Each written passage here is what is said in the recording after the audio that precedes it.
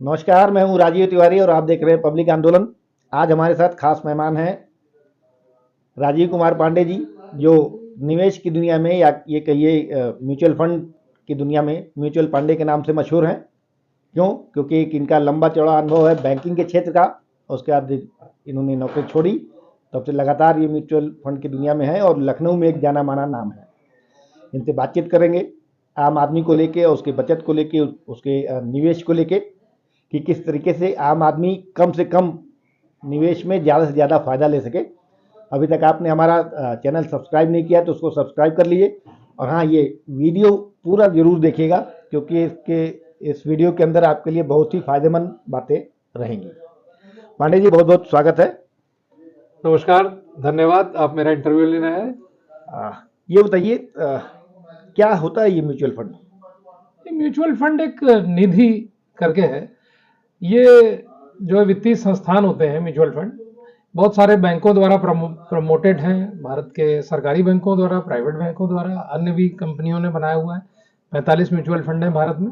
तो ये कंपनियां होती हैं जो पब्लिक से पैसा लेती हैं और उनके पास बहुत सारी योजनाएं होती हैं।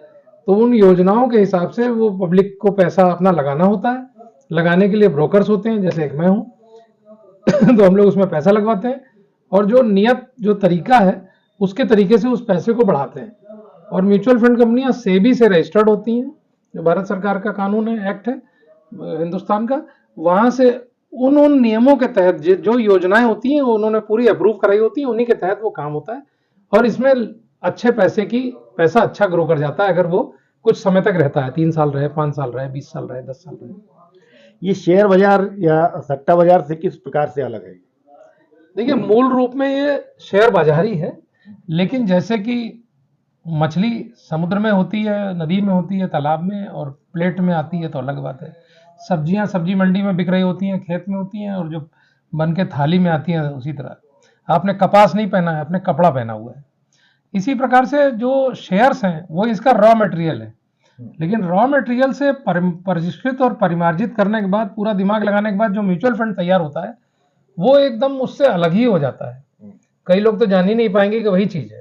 तो म्यूचुअल फंड्स जो हैं, जो इक्विटी म्यूचुअल फंड्स होते हैं, ज्यादातर उसी की बात होती है। तो मैं ले लूँ इक्विटी, मतलब शेयर्स वाले जो म्यूचुअल फंड्स होते हैं वो शेयर्स ही खरीदते हैं, लेकिन एक्सपर्ट के द्वारा।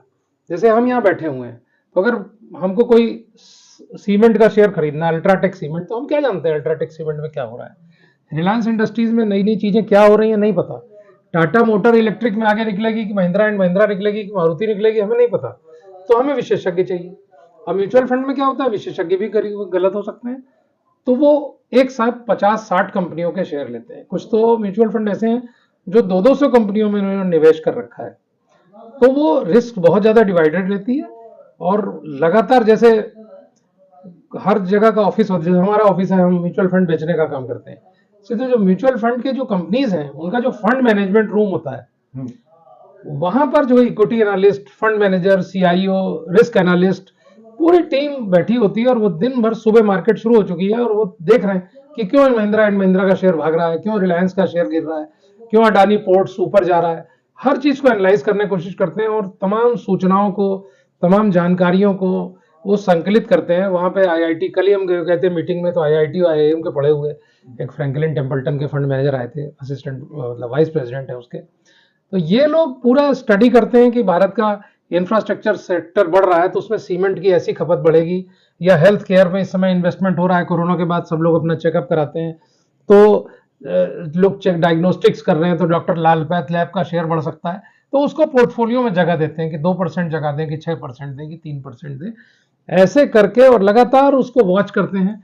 कितने परसेंट तक एक आम निवेशक को फायदा हो सकता है इसमें पैसा लगाने पे, जबकि बैंकों की तमाम योजनाएं हैं जमा करने की पैसा, या डाकघर की बहुत योजनाएं हैं, या तमाम लोग एलआईसी वगैरह या पॉलिसी वगैरह भी ले लेते हैं, तो उनसे किस तरीके से ये हटके है और कितना ज़्यादा इसमें मुनाफा हो सकता है? देखिए, पहले तो स्पेसिफिक उदाहरण दे दूं। आज की तारीख में जब हम बैठे हैं तो कई ऐसे म्यूचुअल फंड हैं जो 100% बढ़ गए हैं, और बहुत सारे ऐसे हैं जो 50, 60, 65% तक बढ़े हैं। तो समय होता है, अलग अलग समय। अब 3 साल में कई म्यूचुअल फंड में पैसा डबल कर दिया है, लेकिन आप हमेशा ऐसा नहीं मान सकते हैं। कई बार 3 साल बाद पैसा वहीं का वहीं रहता है। कई बार 5-7 साल तक भी मंदी रही तो आपने 10 लाख लगाए, वो 10 ही लाख के आसपास है। ऐसा भी हुआ है, और कभी ऐसा भी हो सकता है 3 साल तक वो पैसा 10 लाख लगा हो और 9 ही लाख वैल्यू हो। तो भारत का इस समय जो इतिहास है शेयर मार्केट का लंबा चौड़ा, 79 से तो सेंसेक्स ही बना है। लेकिन एवरेज अगर देखा जाए तो एवरेज जो सेंसेक्स का रिटर्न है इतने सालों का, 80,000 पे सेंसेक्स आ गया 1979 में standard and poor company America का, उसने भारत का एक सेंसेक्स बना के दिया था। तो वो इंडेक्स का जो ग्रोथ है वो 17% CAGR की है। मतलब 100 से 80,000 को अगर देखें कि इतने सालों में कितना परसेंट की ग्रोथ आएगी, तो वो 16.5-16 आती है, लेकिन जो डिविडेंड है वो उसमें शामिल नहीं है, उनको मिला के 17% की ग्रोथ है। तो हम लोग ये बोलते हैं कि अगर पैसा 5-7 साल रहेगा तो 15-17 तो दे ही देगा। दूसरा तरीका है समझने का कि भारत, आपको मालूम है, विश्व में सबसे ज्यादा तेज चलने वाली, इस समय बढ़ने वाला GDP वाला कंट्री हो गया है। तो हमारे यहाँ GDP 6.5-7 के आसपास चल रहा है। तो 7 अगर GDP मान ले तो उसमें इन्फ्लेशन जोड़ लें, इन्फ्लेशन भी 6-7 है, 6 उसको मान लेते हैं, तो 13% जो हुआ ये हुआ नॉमिनल GDP। तो नॉमिनल GDP ये हुआ, उसमें 2-3-4% जो आउट परफॉर्मेंस अच्छी कंपनियां करती हैं उनको जोड़ लें तो बड़े आराम से रिटर्न 16-17%, हम लोग 15% एक्सपेक्ट कर सकते हैं। लेकिन इसमें अक्सर जो ऐड आता है टीवी वगैरह पे देखिए तो उसमें लिखा होता है सबसे नीचे, और वो जल्दी जल्दी बोलते हैं सब्जेक्ट टू मार्केट रिस्क। इसमें कितना रिस्क है? इसमें रिस्क है कि जैसे कोरोना के पहले किसी ने लगाया, मेरे क्लाइंट का 13 लाख लगा कोरोना के समय, वो बहुत ही रिस्की फंड्स में लगाया था बहुत तेज बढ़ाने के लिए, तो 13 लाख रुपए के उनके 8 लाख हो गए थे। लेकिन नॉर्मल लोगों का जो है वो पैसा 20-30% तक कोरोना में गिर गया। अब 2008 की क्राइसिस की बात करें तो लहमान क्राइसिस या सब प्राइम क्राइसिस हुई थी अमेरिका में, उस समय भारत में करीब 50% के इर्द गिर्द गिर गया था पैसा। 10 लाख लगा था तो 5 लाख हो गया था। लेकिन समझने की बात आगे देख लीजिए कि कोरोना में 5 महीने के अंदर जो 10 लाख का 6 लाख या 7 लाख हो गया था, 7 लाख के आसपास हुआ था ज्यादातर, वो पैसा वापस छठे महीने तक 10 लाख हो गया, वापस आ गया। हाँ, और अगर उसमें और 6 महीना जोड़ लीजिए तो वो 10 लाख के पता लगा 14 लाख हो गए, तेजी से बढ़ गया। अब अगर लहमान क्राइसिस में जाइए जो 2008 में हुई थी, तो उस 2008 की क्राइसिस में 1-1.25 साल लग गया था वापस आने में और बढ़ने में। लेकिन इस दौरान जो है वो नुकसान होता है। अब नुकसान किसका होता है मैं आपको बताऊं कि जो म्यूचुअल फंड्स होते हैं वो ऑलरेडी फंड मैनेजर्स देख के चलते हैं, ट्रेस करके चलते हैं कि अल्ट्राटेक है, रिलायंस इंडस्ट्रीज है, कोटक महिंद्रा बैंक है, ये शेयर कितना गिर सकते हैं, तो वो सोच समझ के चलते हैं, तो ज्यादा नहीं गिरते हैं। नुकसान किसका होता है कि जो लोग डायरेक्ट शेयर मार्केट में जाते हैं, तो जैसे आपको मछली खानी हो, आप तालाब में जाएंगे मछली मारने नदी में, तो मगरमच्छ आपको अटैक कर सकता है।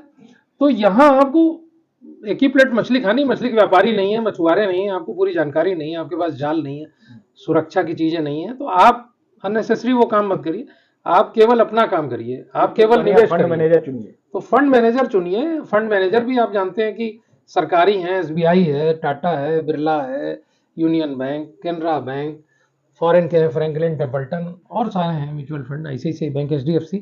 तो आपको कोई जरूरत ही नहीं है कहीं जाने की। जैसे आप अगर शहर में रह रहे हैं तो आसपास हमारे पास डॉक्टर है, हम डॉक्टर के यहाँ जाएं, 500-700 रुपए फीस लेकर के डॉक्टर दवाई देगा, अपने आप दवाई लेने की जरूरत नहीं। आम जनता में म्यूचुअल फंड को लेके अभी उतनी जागरूकता नहीं है। ज़्यादातर जब निवेश की बात आती है, लोगों के पास कुछ पैसा होता है तो लोग को मतलब एक पीढ़ियों से चला आ रहा है कि सोना खरीद के रख लो या कहीं ज़मीन खरीद के डाल दो, वो ज़्यादा ग्रोथ देगा।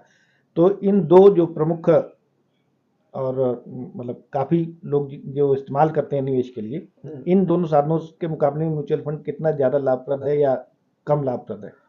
देखिए, एक तो सबसे बड़ी चीज़ है लिक्विडिटी, कि म्यूचुअल फंड में सेफ्टी, लिक्विडिटी, इजीनेस होना, कि जैसे आपको बेचना है तो बस आपने एक साइन करके दे दिया, ब्रोकर घरे आ जाता है, ब्रोकर का कोई असिस्टेंट आ जाएगा, आप साइन करके दे दीजिए, आपका खाता तीसरे दिन में क्रेडिट हो जाएगा। पहले चौथे दिन होता था, सरकार ने ऐसी व्यवस्था बनाई है, अब पैसा तीसरे दिन क्रेडिट होने लग गया है, साल भर से करीब।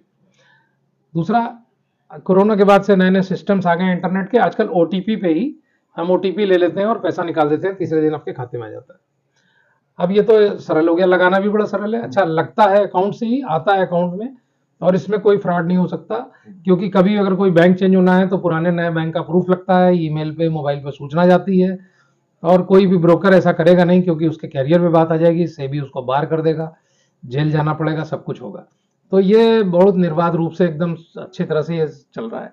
आप आ जाइए जमीन में, तो अब जमीन एक लॉटरी की तरह है, कभी कभी तो एकदम बेकार हो जाता है वही जमीन, 4 लोगों को बेच दी जाती है, दाखिल खारिज नहीं हो पाता, उसमें कोई और बात निकल जाती है, और ये भी हो सकता है कि वो काफी तेज ग्रो कर जाए।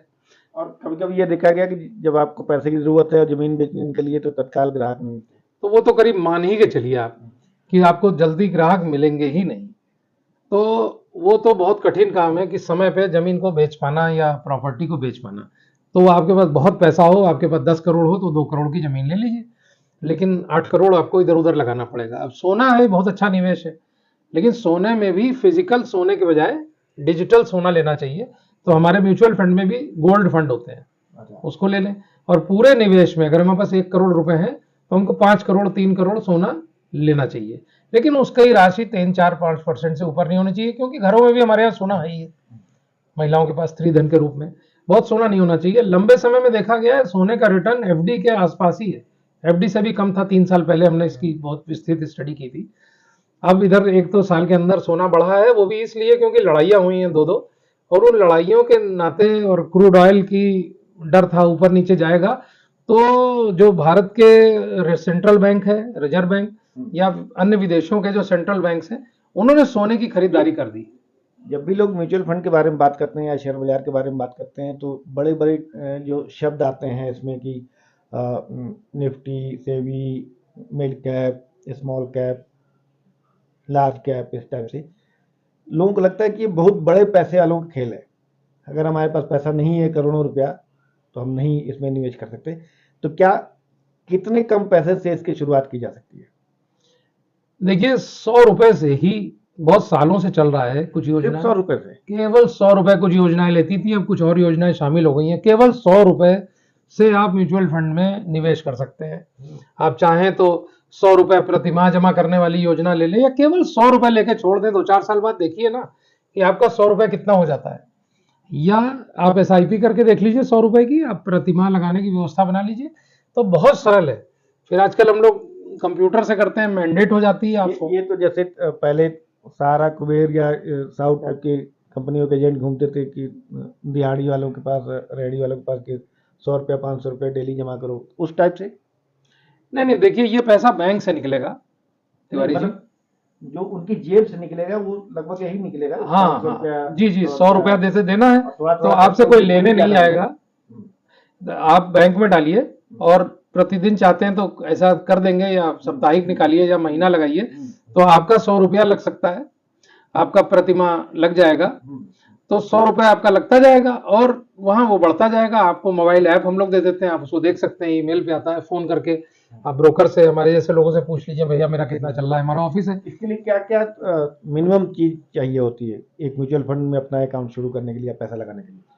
उसमें जैसे देखिए बगल में हमारे विधानसभा है, तो वहां जाने के लिए आपको गेट पास चाहिए, तो कोई बताए कि ये कौन है, अपना सब दिखाइए, तो एक बार आप बन गया तो आप जा सकते हैं। तो हमारे यहाँ एक गेट पास है KYC, तो उसमें एक प्रोसीजर है नो योर कस्टमर। तो एक विदेश में समझौता हुआ कि जी, तो PMLA एक्ट है भारत में, तो मनी लॉन्ड्रिंग एक्ट के, उसमें यह है कि पहले सब पता लग जाए कौन है, कोई आतंकवादी तो नहीं है पैसा लगा रहा है, इसलिए KYC होती है। KYC में पैन आधार वगैरह सब लगता है।